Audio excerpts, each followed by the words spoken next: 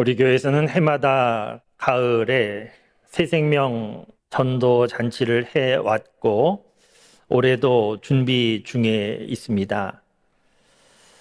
행사를 준비하면서 교역자 회의 중에 각 교구별로 전도 온도계를 만들어서 부착하면 어떻겠는가 하는 의논이 있었습니다.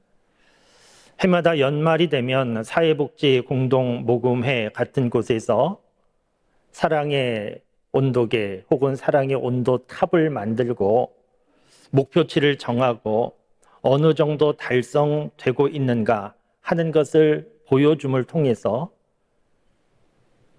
사랑의 모금에 더 많은 사람들이 협조하고 참여할 수 있도록 격려하는 것처럼 전도에 대해서도 전도 온도계를 각 교구별로 만들어서 얼마나 우리가 달성되고 있는지 그것을 보여주면 더 열심히 하지 않겠는가, 그런 의논이었습니다. 충분히 이해가 되고 좋은 방법일 수도 있고 다른 교회에서도 또 많이 하고 있기도 하고 효과를 거두고 있기도 한 방법입니다. 그렇게 전도 온도계만 만들 것이 아니고 전도 잘하면 상품도 주고 상금도 주고 그러면 더 많은 분들이 더 열심을 내고 결과적으로 전도를 더 잘하게 될 수도 있을 것입니다. 이렇게 말씀드리면 각 교구에서 좀 긴장하실 수도 있는데 결과적으로 말씀드리면 전도 온도계는 안 하기로 했습니다. 마음속에 약간의 부담이 느껴졌기 때문인데 어떤 부담인가 하면 경쟁을 통하여서 어떤 성과를 내려고 하는 것은 교회적인 방법이 아닐 수 있겠다. 교회 윤리가 아닐 수 있겠다. 그런 부담이 있었기 때문입니다. 물론 작은 일이고 너무 과민하게 생각하는 것일 수도 있지만 그러나 우리가 놓치지 말아야 하는 것이 있는데 우리가 지금 있는 곳은 교회이고 교회의 모든 일은 교회답게 되어야 되고 교회의 윤리가 있고 이것을 지켜야 한다 하는 것에 대한 관심을 우리가 놓치지 말아야 됩니다. 왜냐하면 작은 일이라고 대수롭지 않게 생각하고 교회다움에 대하여서 관심을 놓치게 되면 교회에 모여서 하는 일이지만 시간이 지나면 지날수록 사람의 생각이 가득한 사람의 일이 될 수밖에 없고 그러다 보면 교회다움을 잃어버리게 되기 때문입니다. 믿음의 사람들이 모인 교회는 일을 행하는 과정 가운데에서도 그 모든 일이 교회에 닿아야 되고 교회의 윤리를 기반으로 해야 됩니다. 교회 밖에서 사람들이 모여서 움직여 나가는 것과 다를 수밖에 없습니다. 일반 기업에서 조직을 관리하고 운영할 때 특별히 인사 관리할 때 있어서 중요한 원리는 상과 벌의 원리로 볼 수 있습니다. 잘하면 칭찬해주고 인정해주고 승진도 시켜주고 그에 따른 보상도 해주지만 잘 못하면 책망하고 쫓겨날 수도 있습니다. 이렇게 상과 벌이 인사 관리의 중요한 원리인데 교회는 다릅니다. 교회는 부족하다고 잘못했다고 쫓아내고 그런 곳이 아닙니다. 교회는 믿음 안에서 다 형제 자매 몸의 지체임을 인정하고 부족한 것이 있으면 모자란 것이 있으면 책망하는 것이 아니고 오히려 도와주고 무거운 짐을 지고 있으면 그 짐을 나누어서 함께 지고 가는 곳이 교회입니다. 물론 필요에 따라서 격려해 줄 수도 있습니다. 상을 줄 수도 있습니다. 결과적으로 수고하고 애쓴 그런 일들에 대하여서 칭찬하고 상을 줄 수도 있지만, 그러나 나중에 격려하기 위하여 상을 주는 것과 열심을 내도록 상을 주는 것은 좀 차이가 있습니다. 더 나아가서 무엇인가 남다른 수고하고 열심을 낸 사람이 내가 이렇게 수고했으니까 나에게 상 주는 것 당연하지, 이렇게 기대한다든지, 그 기대대로 상을 받지 못할 때 서운해하거나 시험 들고 하면 그것은 교회의 윤리로 보면 조금 이상한 일입니다. 우리 교단에서 총회장을 역임하시고 청량리 중앙교회를 시무하시다가 은퇴하신 임택진 목사님이라고 하는 분이 계신데, 이분이 은퇴하면서 남긴 10초 은퇴사가 참 유명합니다. 은퇴할 때 어떤 말씀을 하셨는가 하면, 먼저 누가복음 17장 10절 말씀을 읽으셨는데, 그 말씀의 내용은 이런 내용입니다. 이러므로 너희가 명령을 받은 대로 다 행한 후에 이렇게 말할 것이니 우리는 무익한 종이라. 우리가 해야 할 일을 했을 뿐이니라 라고 말해야 된다는 것이 누가복음 17장 10절 말씀이고, 이 말씀을 인용하시고 이어서 무익한 종 물러갑니다. 그동안 감사했습니다. 그래서 10초 걸렸다고 해서 상당히 유명한 10초 은퇴사입니다. 오랜 시간 동안 목회한 교회에서 은퇴하실 때 하실 말씀도 많으셨을 것인데, 그런데 무익한 종 물러갑니다, 이렇게 끝내신 것은 교회의 윤리를 알고 계셨기 때문입니다. 일반 사회에서는 내가 무엇인가 열심히 하고 내가 속한 조직에 기여를 했는데 그에 합당한 대가를 받지 못하고 인정을 받지 못하면 속상해하고, 심지어는 소송을 해서라도 내가 정당하게 받아야 하는 것은 받는 것이 일반 사회입니다. 그러나 교회는 그렇지 않고, 내가 무엇인가 수고하고 남달리 헌신한 것이 있다 할지라도 그 모든 칭찬과 상은 사람으로부터 받는 것이 아니고 하나님으로부터 받는 것이다. 그래서 하나님 앞에서 상 받기를 기대하면서 하나님 나라를 향하여 움직여가는 삶이 교회의 윤리입니다. 그래서 교회 안에서는 가급적 시상이 많아지는 것이 아니고 시상이 줄어드는 것이 좋습니다. 왜냐하면 모든 상은 하나님 앞에서 받는 것이기 때문입니다. 이런 교회의 윤리를 잘 이해하고 살아간 대표적인 사람은 사도 바울로 볼 수 있는데, 사도 바울은 고린도전서 10장 말씀에서 뭐라고 했는가 하면, 내가 다른 사도보다 더 많이 수고하였으나, 분명히 더 많이 수고했습니다. 그래서 나에게 더 많은 상을 달라, 그렇게 말한 것이 아니고, 내가 다른 사도보다 더 많이 수고하였으나 내가 한 것이 아니요 오직 주의 은혜입니다, 그렇게 감사하고, 그리고 디모데후서 4장 8절 말씀에도 보면, 이제 후로는 나를 위하여서 의의 면류관을 하나님께서 예비해 주셨기 때문에 나는 하나님 앞에서 상 받기를 위하여 달려간다고 그렇게 고백했습니다.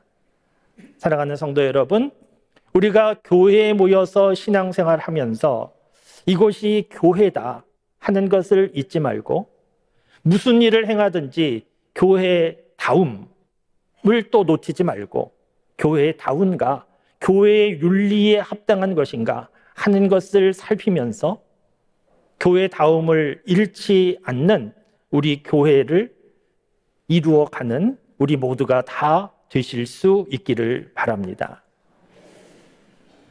그러면 생각하실 수 있는데, 어떤 생각을 하실 수 있는가 하면, 경쟁도 안 되고 보상도 없고, 그러면 많은 사람들이 모여서 교회가 어떻게 운영이 되나, 어떻게 사역을 감당하나 생각할 수 있는데, 교회가 운영되는 중요한 힘이 있는데 그 힘은 은혜입니다.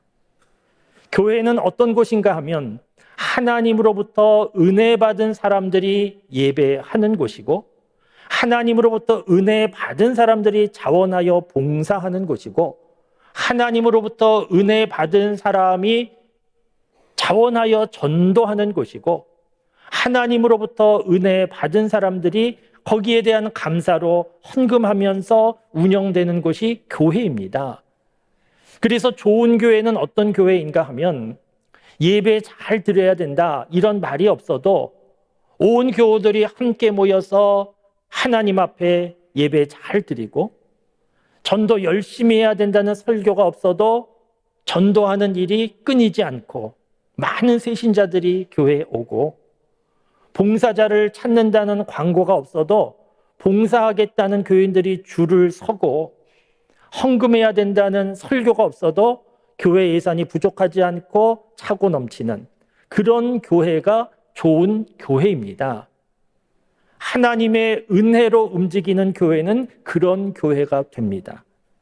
그래서 우리가 관심을 가져야 하는 것은 어떻게 하면 성과를 낼 수 있을까? 성과를 내는 방법에 대한 관심이 아니고 우리가 관심을 가져야 되는 것은 어떻게 하면 은혜를 받을 수 있을까에 대한 관심이어야 합니다. 담임 목사인 제가 관심을 가져야 하는 것도 어떻게 하면 교회가 부흥될 수 있을까 하는 것이 아니고 그 전에 어떻게 하면 우리 교인들이 은혜 받을 수 있을까에 제가 관심을 가져야 됩니다. 왜냐하면 교인들이 은혜 받으면 나머지는 저절로 되기 때문입니다. 은혜 받지 않으면 사람들이 이러저러한 생각을 하고 계획을 하고 노력한다 할지라도 잠깐 무엇이 되는 것 같지만 결국은 되지 않고 지치고 피곤할 뿐인데 은혜 받으면 별로 노력한 것 같지 않은데 특별한 계획이 없어도 모든 것들이 저절로 잘 되기 때문에 교회는 은혜 받아야 되고 그 힘으로 움직이는 곳이 교회입니다. 그러면 여러분, 은혜는 어떻게 받을 수 있겠습니까? 은혜는 어느 날 갑자기 하늘에서 뚝 떨어지는 것이 아니지 않습니까? 은혜는 내가 받아야지 생각하고 노력한다고 은혜 받는 것도 아니지 않습니까? 은혜는 하나님이 주시는 겁니다. 전적으로 하나님이 주셔서 은혜인데 오늘 말씀해 보면 하나님의 은혜를 어떻게 받을 수 있을까 하는 조금 구체적인 내용이 오늘 본문 말씀에 기록되어 있습니다. 오늘 본문 말씀 히브리서 4장 마지막 절 16절 마지막 부분에 보면 은혜의 보좌 앞으로 담대히 나아가자 이런 표현이 있습니다. 은혜의 보좌 앞으로 담대히 나아가자. 오늘 본문 말씀을 이해하시기 위하여서 구약시대 제사에 대하여서 조금 이해하실 필요가 있습니다. 오늘 히브리서 기록될 당시에 유대인들은 오늘 본문 말씀 이해하는데 전혀 문제가 없었지만 오늘 저와 여러분들은 조금 설명이 필요한 부분이 있습니다. 유대인들이 하나님 앞에 나아가는 방법은 한 가지밖에 없었는데 제사 방법이었습니다. 그 제사를 주관하는 사람은 제사장이었고 그래서 제사장이 중요한 사람이었습니다. 백성들이 제물을 가지고 오면 그 제물을 가지고 제사장이 하나님 앞에 나아가고 그래서 하나님과 백성들 사이의 중재자 역할을 하던 사람이 제사장인데 이 제사장 가운데 더 특별하고 중요한 제사장이 있었는데 대제사장이 있었습니다. 대제사장은 1년에 한 번 있는 대속죄일에 백성들의 모든 죄를 다 모아서 지성소 안으로 들어가서 하나님 앞에 나아가는 역할을 했고 그래서 백성들의 죄가 다 용서받게 되는 이런 일이 대속죄일에 있었습니다. 그런데 하나님 앞에 나아가는 것은 지성소 안에 들어가서 그 안에 하나님 임재의 상징인 법궤가 있는 그곳으로 나아가는 곳인데 하나님 임재의 상징인 지성소 법궤 앞으로 나아가는 일은 아무 생각도 없이 나아갈 수 있는 것이 아니고 거룩하신 하나님 앞에 나아가는 두려움과 떨림으로, 그래서 자기를 살피고 돌아보면서 그렇게 대제사장이 하나님 앞에 나아갔습니다. 그런데 오늘 본문 말씀 히브리서 4장 14절 시작하는 내용에 보면 우리에게 큰 대제사장이 계시니 이렇게 시작하고 있습니다. 큰 대제사장이 계시니, 제사장보다 더 높은 제사장은 대제사장이고 대제사장보다 더 높은 제사장은 없습니다. 그런데 오늘 말씀해 보면 대제사장 앞에 큰 대제사장이 있다고 설명을 하고 있는데, 그러니까 대제사장보다 더 높고 더 위대한 큰 대제사장이 있다는 것인데, 이분이 누구인지도 설명되어 있는데 승천하신 예수님이시다. 예수님이 큰 대제사장이라는 겁니다. 그래서 오늘 본문 말씀의 내용은 무엇인가 하면 우리에게 큰 대제사장이신 예수님이 계심으로 이 예수님을 믿고 의지하여 은혜의 보좌 앞으로 우리가 담대히 나아가자. 이제는 담대히 나아갈 수 있게 되었다. 이런 말씀입니다. 은혜의 보좌 앞으로 나아가자는 것은 하나님 앞에 나아가자는 것인데 하나님 앞에 나아갈 수 없었습니다. 제사장이 혹은 대제사장만이 하나님 앞에 나아갈 수 있었는데, 그런데 이제는 우리가 하나님 앞에 나아가자는 겁니다. 우리가 하나님 앞에 나아갈 수 있게 되었다는 겁니다. 어떻게 하나님 앞에 나아갈 수 있게 되었는가? 우리에게 큰 대제사장이신 예수님이 계시기 때문이라는 겁니다. 예수님 계시기 전에 대제사장이라 할지라도 하나님 앞에 나아갈 때 짐승을 제물로 삼아서 죽이고 그 제물을 가지고 하나님 앞에 나아가서 백성들 죄의 용서를 구했는데, 예수님은 이스라엘 백성들 죄뿐만 아니고 온 세상 모든 사람들의 죄를 가지고 하나님 앞에 나아가신 것인데, 예수님은 짐승을 죽여서 제물 삼아서 가지고 나아가신 것이 아니고 예수님 스스로 십자가의 죽으심으로 예수님 스스로 제물이 되셔서 온 세상 모든 사람들의 죄를 가지고 하나님 앞에 나아가서 예수님께서 용서를 받으신 겁니다.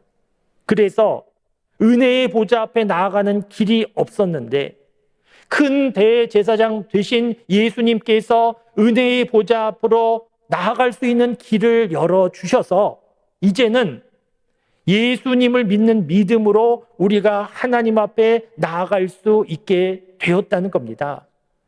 그러니까 전에는 문제가 하나님 앞에 나아갈 수 있는 길이 없다라고 하는 것이 문제였는데, 이제는 하나님 앞에 나아갈 수 있는 길이 열렸는데 나아가지 않고 있는 것이 문제가 된 겁니다. 그래서 저와 여러분들이 오늘 말씀을 묵상할 때 예수님이 큰 대제사장이시고 은혜의 보좌 앞에 가는 길을 열어주셨구나. 그래서 오늘 말씀대로 담대하게 은혜의 보좌 앞으로 저와 여러분들이 나가야 하고, 이렇게 예수님을 믿는 믿음으로 하나님 앞으로 나아가는 삶이, 그것이 믿음의 삶입니다. 우리는 하나님 앞에 나아갈 자격도 능력도 없지만 큰 대제사장이신 예수님을 믿는 믿음으로 은혜의 보좌 앞에 나아가는 그런 신앙의 삶을 사실 수 있기를 바랍니다. 이렇게 은혜의 보좌 앞에 나아가면 어떤 일이 일어나는가 하는 내용도 오늘 본문 말씀에 기록되어 있는데 두 가지 기록이 있습니다. 먼저는 긍휼하심을 받게 된다는 겁니다. 하나님께서 우리를 긍휼하게 여겨주심을 받게 된다는 겁니다. 긍휼하심을 받는다는 것은 하나님께서 우리를 불쌍히 여겨주심을 받는다는 겁니다. 예수님을 믿고 의지하고 하나님 앞에 나아갔더니 하나님께서 너는 누구냐고, 너 왜 왔냐고, 너가 내 앞에 올 자격이 없는데 어떻게 왔냐고, 이러면서 거절하지 않으시고 하나님께서 우리를 불쌍히 여겨 주신다는 겁니다. 마치 집 나갔던 탕자 아들이 돌아오는 것을 보면서 그 아버지가 집 나갈 때는 언제고 이제 돌아오냐고 책망하지 않으시고 멀리서 보면서 치근히 여겨주셨고 두 팔을 벌려서 안아주신 것처럼 우리가 은혜의 보좌 앞으로 나아갈 때 하나님은 저와 여러분들에 대하여서 긍휼히 여겨주신다는 겁니다. 불쌍히 여겨주시고 받아주신다는 겁니다. 사람들은 찾아가면 나에게 도움이 되지 않을까 찾아가면 거절당하기도 하고 그래서 상처가 되기도 하지만 은혜의 보좌 앞으로 나아갈 때는 거절당하는 일이 없고 하나님께서 긍휼히 여겨주신다 하는 것을 꼭 기억하실 수 있기를 바랍니다. 그리고 하나님은 단순히 긍휼히 여겨만 주시는 것이 아니고 그 다음에 우리에게 주시는 귀한 말씀이 있는데 때를 따라 돕는 은혜를 주신다는 겁니다. 때를 따라 돕는 은혜. 때를 따라 돕는 은혜는 상황에 맞는 시기적절한 은혜를 우리에게 주신다는 겁니다. 그러니까 몸이 아픈 상황 가운데 하나님 앞에 나아가면 그 몸이 아픈 상황 가운데 견디고 이길 수 있는 은혜를 허락하여 주시고 가정에 문제가 있어서 그 문제를 가지고 하나님 앞에 나아가면 그 문제도 견디고 이길 수 있는 힘을 주시고 사방이 막힌 것 같은 절망적인 상황 가운데에서도 하나님 앞에 나아가면 하나님은 그 상황 가운데 견디고 이길 수 있는 은혜, 힘을 공급하여 주신다는 겁니다. 사랑하는 성도 여러분, 신앙생활은 이런 겁니다. 예수님을 믿는 믿음으로 하나님 앞에 나아가는 것이고 하나님 앞에 나아갈 때 하나님께서 우리를 긍휼히 여겨주시고 때를 따라 돕는 은혜를 허락하여 주셔서 그 은혜 받고 힘을 얻고 또 하루를 살고 또 하루를 살고 그렇게 살아가는 삶이 신앙의 삶입니다. 예수님을 믿는 믿음으로 담대함으로 은혜의 보좌 앞에 나아가는 그런 신앙의 삶을 사실 수 있기를 바랍니다. 조금 더 구체적으로 말씀드리면 그러면 은혜의 보좌 앞에 나아가는 것은 어떻게 하는 거겠습니까? 구약시대 같으면 대제사장이 지성소 안으로 들어가고 법궤 앞으로 나아가고 하는 것이 은혜의 보좌로 나아가는 것인데 오늘 우리는 은혜의 보좌로 나아가는 것 어떻게 하는 것이겠습니까? 은혜의 보좌로 나아간다라고 하는 것을 달리 표현하면 은혜의 자리로 나아간다 그렇게 바꿀 수 있습니다. 지난 주중에 우리 교회에서 4인 사색 말씀 부흥 집회를 했습니다. 많은 교우들이 함께 하셨고 은혜 받았다 이렇게 고백하시는 교우들 많이 계셨는데 어떻게 은혜를 받게 된 겁니까? 강사로 오신 목사님들이 말씀을 잘 준비하고 잘 전해주셔서 은혜가 되었고 찬양대, 찬양단도 은혜롭게 찬양 준비해 주시고 또 섬겨주셔서 함께 찬양하면서 그것도 은혜가 됐는데 무엇보다 중요한 것은 내가 은혜 받는 자리에 있었다는 겁니다. 부흥 집회 은혜를 사모하며 어떤 분들은 금식하며 그 자리에 있었기 때문에 은혜를 받은 것이지 강사 목사님들이 아무리 대단한 말씀을 하셨다 할지라도 그 자리에 없었으면 은혜 받을 수 없는 겁니다. 은혜의 보좌로 나아간다라고 하는 것은 은혜의 자리에 있는 겁니다. 오늘도 우리가 예배의 자리에 있는데 예배의 자리도 은혜의 보좌인 것이고 은혜의 보좌로 나온 겁니다. 말씀을 읽고 기도하고 하는 것도 은혜의 보좌로 나아가는 것인데 부흥 집회는 끝났지만 계속해서 은혜의 보좌로 나아가는 삶을 사실 수 있기를 바랍니다. 유명한 신학자인 노만 빈센트 힐이라고 하는 목사님은 누구든지 아침에 하루 15분만 기도하면 그 인생은 실패할 수 없다. 그런 말을 했습니다. 아침이라는 시간이 중요한 게 아니고 15분이라는 시간이 중요한 게 아니고 날마다 아침에 15분 기도한다는 것은 하나님의 은혜를 사모하는 마음이 있다는 것이고 하나님 앞에 나아간다는 것인데, 그렇게 하나님의 은혜를 사모하며 하나님 앞에 나아가고 하나님의 은혜를 받는 사람이 실패할 수 없다 하는 것은 당연한 겁니다. 사랑하는 성도 여러분, 우리 인생에 많은 문제가 있는데 인생의 모든 문제는 은혜의 보좌에서 홀린다는 것을 아실 수 있기를 바랍니다. 하나님으로부터 받는 은혜가 가장 큰 힘이라는 것도 아실 수 있기를 바랍니다. 그래서 날마다 예수님께서 열어놓으신 은혜의 길, 은혜의 보좌 앞으로 나아가는 삶을 살아서 하나님이 주시는 은혜를 받고 그것이 힘이 되어 살고, 하나님으로부터 은혜 받은 사람들이 교회에 모여서 교회가 움직이는 힘이 은혜가 될 수 있기를 바랍니다. 우리 개인적인 삶에도 하나님이 주시는 은혜가 넘쳐나고 우리 교회도 하나님이 주시는 은혜가 가득하여 그 은혜로 움직여 나아가는 그런 교회가 될 수 있기를 주님의 이름으로 축원합니다.